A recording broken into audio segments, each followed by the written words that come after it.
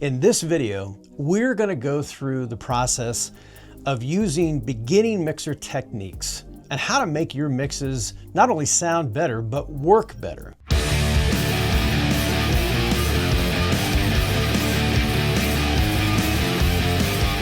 Hey guys, it's Steve from Featherlight Studio, and one of the hardest things for me as a young mix engineer growing up in Los Angeles was really learning the craft of mixing, learning the trade of what things work best, what things didn't, how to approach a mix, how to change mix architecture so it made sense and was easier to navigate, made the workflow easier.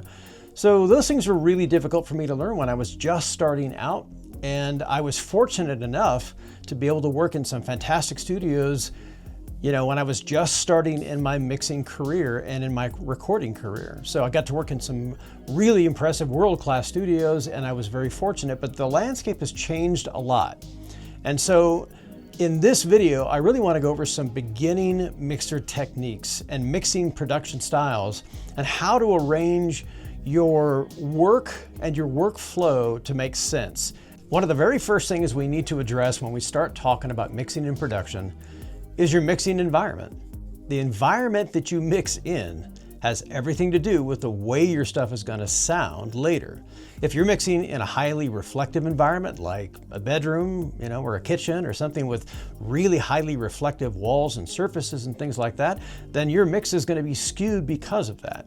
And conversely, if you're mixing in an incredibly dead environment where there's literally no reverberant surfaces of any kind or any kind of life to it, then you're going to overcompensate for that as well. If you work in an environment that has an excessive amount of bass or an excessive amount of mids or whatever. So your mix environment plays a huge part in how you're going to hear your mixes in the first place. So whether or not you're working on headphones or you're working through monitors, especially near field monitors and those kind of things, getting a correct mix environment is going to have a lot to do with your mixes translating later. So the very first thing we're going to start with is mix architecture. And just like if you build a house on sand, the house eventually falls apart, the same thing is true with a mix. If you can build a correct mix architecture from the very beginning, then your mixes will be strong, they'll be easy to work with, the workflow will be convenient and efficient, and when you're finished, the changes that you make will be deliberate ones. You'll be able to repeat the process and end up with exactly what you want instead of kind of playing audio whack-a-mole. So we're working on a mix here in the studio. This is an actual project that's in process. Sounds like this, kind of a funk thing. I just want to watch you move and sway.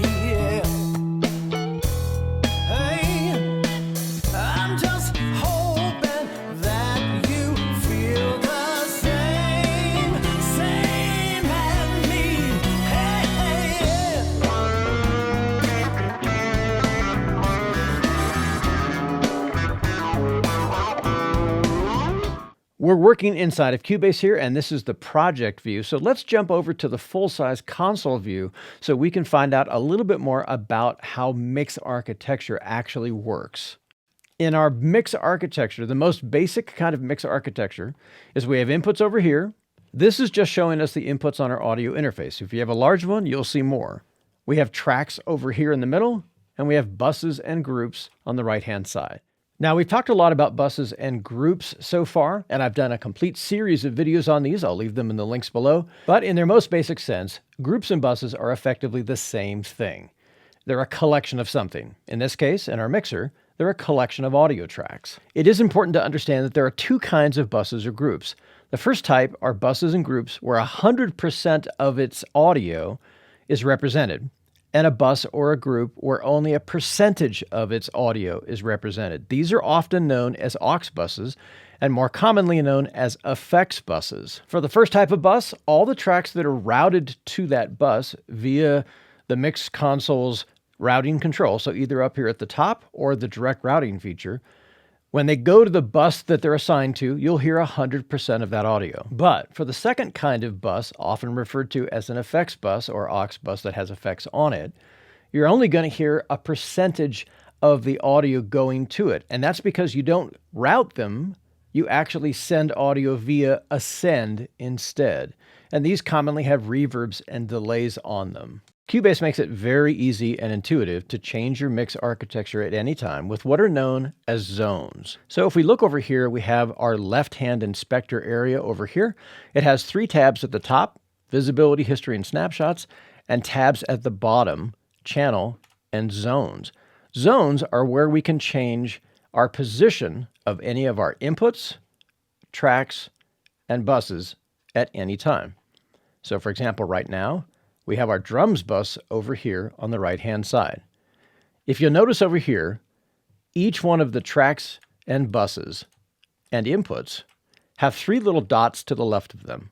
Each one of these dots represents a zone that we can move our tracks, buses, and inputs to. If we click on the middle, it'll move the bus back over to the tracks position. So we can move these anywhere we want in those 3 positions: the bus's position, the tracks position, or way over here by the inputs, simply by moving these little dots around.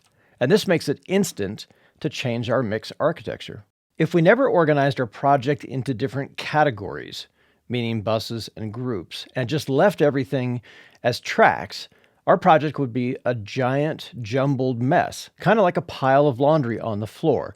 Finding things quickly and easily, especially when you're in the creative zone, becomes very difficult. All the tracks in our project all have to get funneled down to the master bus. By breaking down those tracks into categories and then treating the categories independently, we have the ability to affect them differently, make them do different kinds of things, and it's a much easier mix process when it comes to actually getting the commercial results we're looking for. So when we're referring to mix architecture, we're talking specifically about the physical makeup of your project, the tracks themselves in the project, the buses and groups in your project, and everything flowing to the master bus. It's that architecture. That's what we mean when we say mix architecture. And this isn't an arbitrary design. If you look at large-scale professional consoles, they're designed exactly the same way because it's far more creative and effective to work when things are organized and easy to find, and more importantly, repeatable. One of the easiest ways to start your project, especially with different genre-based mix architectures, is to start with templates in Cubase. And these are powerful. Templates get you so much further down the road when you're actually just starting out, especially when you're starting recording. Cubase offers a ton of different template styles that allow you to start with some sort of designed mix architecture templates. And these are all kinds of things. They're electronica and EDM and rap and hip hop and dance to rock to classical to jazz. All of them kind of put everything in the ballpark for you.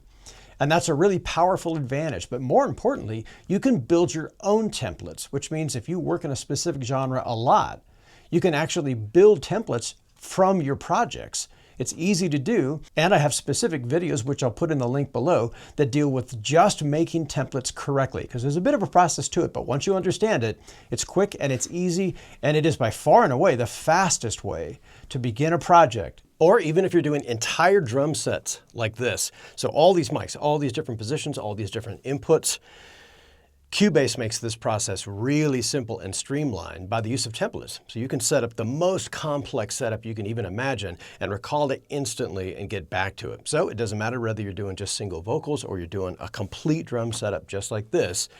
It's super easy to set these sessions up ahead of time and be ready to get creative without getting lost in the tech zone every time. One of the most important things to understand about recording is the concept of signal flow. Now, what this really means is that everything in your mix, every track in your mix, every sound in your mix is bound by the properties of signal flow. So signal flow runs like a river. It starts at one place and it travels downstream and it ends up at another place, at its destination.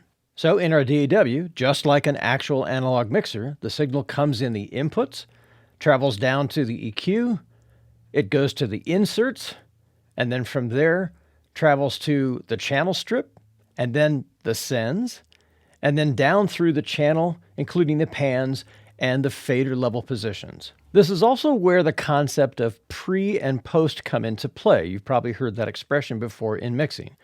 Pre refers to anything that happens to the signal before it hits the channel panner and fader positions.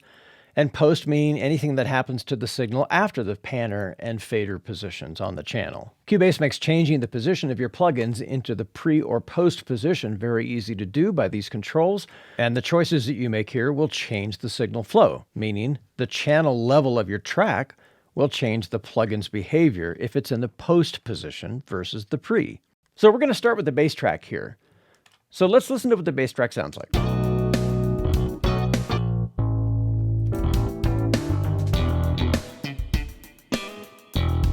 All right, this is our bass track. And currently our bass track has this black valve, Steinberg's black valve compressor on it. And it's not working very hard. You can tell because these little LEDs over here, the more these light up, the more work it's actually doing. So right now it's not working very hard. But it's adding a lot of mojo and analog goodness to it, and it's thickening up the bass sound. So our bass sound, the origin of our bass sound is our bass track right here. Now, if we travel downstream like a river, because signal flow runs like a river, it starts at an origin and it ends at a destination. So our bass track is going to travel downstream and it's going to land in our bass bus. Our bass bus over here also has a compressor. This is Steinberg's tube compressor. Great for leveling out things without being super heavy-handed. And you might ask why we're using two compressors, one on the track and one on the buses. We'll get into compressors a little bit more here in a minute, but the oversimplified explanation is that sometimes two compressors set to moderate settings can be much more transparent and effective as opposed to just one compressor when it's cranked. I want you to pay careful attention to the little needle right here, the meter.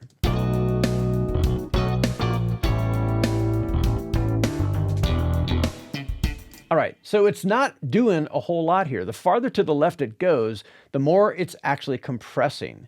So it's actually going backwards. But watch what happens when I take the output of its upstream track and crank it. Keep your eye on the needle down here.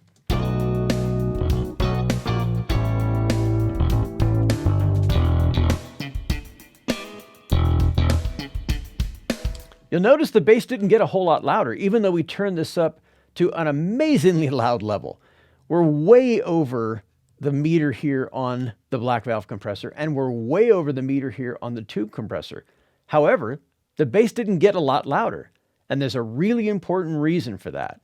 And that reason has to do with signal flow. Whatever you do upstream on your tracks is going to dramatically affect what happens downstream on your buses. And the same is also true on your master bus. And we'll get to that later. But the long and short of it is that if you just crank all your tracks until everything is maxed over here into your buses, and then you just crank all your buses until everything is maxed and you get over here to the master bus, you're going to experience this exact same thing. Things won't necessarily get louder, but they will get way over compressed and they will squash the life out of your track and your mix.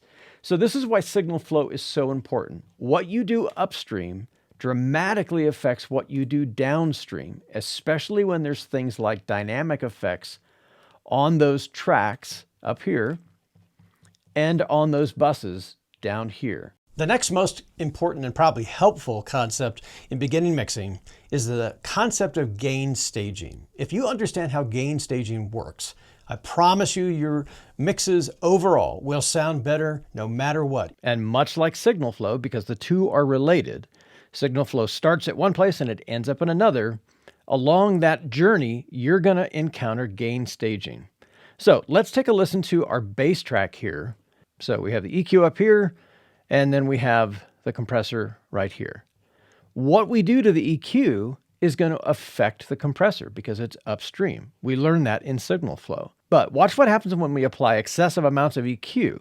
Look carefully at how the compressor reacts.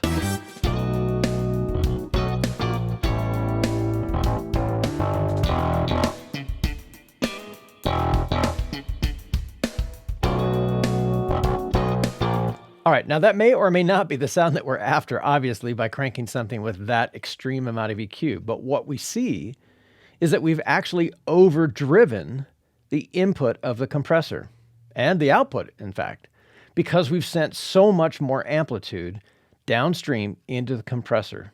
This is why gain staging is so important. And what that refers to is simply that the gain coming out of any one plugin and going into any other plugin is relatively the same.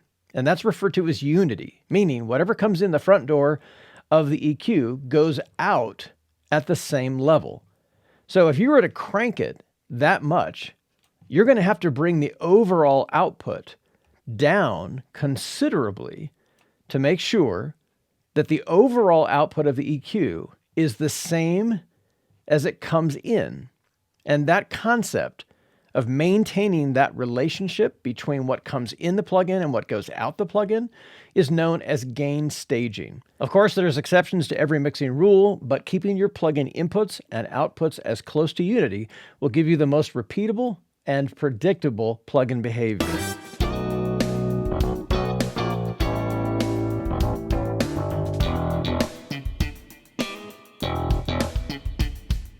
Now that we have a working understanding of mix architecture and gain staging and signal flow and those things, let's put all of that to work and start building a basic mix out of the project that we already have loaded. All right, so we are back into the project we played earlier, and we've already done some basic housekeeping tasks that's going to simplify a lot of stuff. Remember, we talked about buses and groups. Now it's time to start adding some plugins to those tracks and buses. Only this time, instead of using Cubase's channel strip, we're going to be using the inserts, as this will apply to most other DAWs as well. We're going to leave a couple of effects on our master bus, even before we start the mix process. This is really just to keep the project from going too far into the weeds, and like we said, there's an exception to every mix rule, but in this particular case, we're just going to have two things on there. We're going to have Steinberg's tube compressor in the pre position. You can tell because the effect, the plugin outline is blue here. Remember, we talked about the little green line here being the designator between pre and post. Everything after the green line is going to be in post position, which means the master fader will affect it. But in the pre position, the tube compressor isn't going to be affected by the master fader or its position. All right, so the tube compressor in this particular configuration, it's just there to act as a master bus compressor. This is emulating an SSLG style master bus compressor.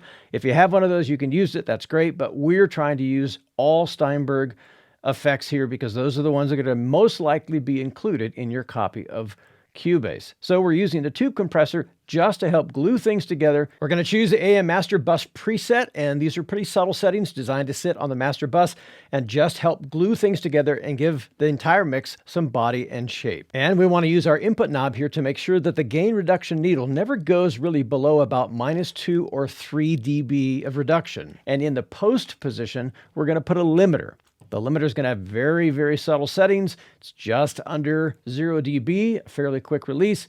And the sole purpose of this is just to keep from clipping the master bus. So that's already kind of out of the way, which makes it a little easier. You'll also notice that all of these are not set at 0.